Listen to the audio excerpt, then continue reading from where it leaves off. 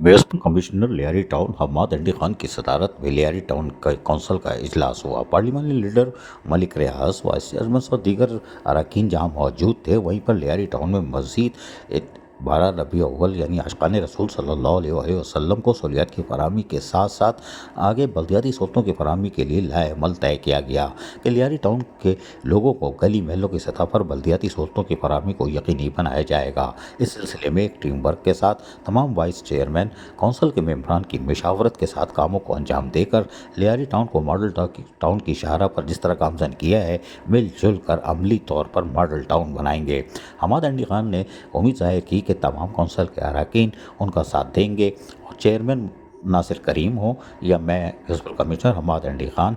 Mayor Karachi barrister Murtaza Wahab और उसके साथ साथ वज़ीर हुसैन सैयद मुराद अली शाह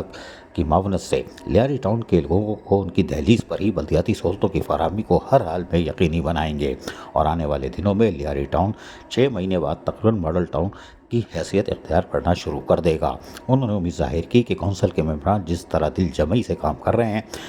आशिकान रसूल सल्लल्लाहु अलैहि वसल्लम की खिदमत में भी हाजिर रहेंगे। अजीज़ आरिफ, KBS बल्दियाती न्यूज़, कराची।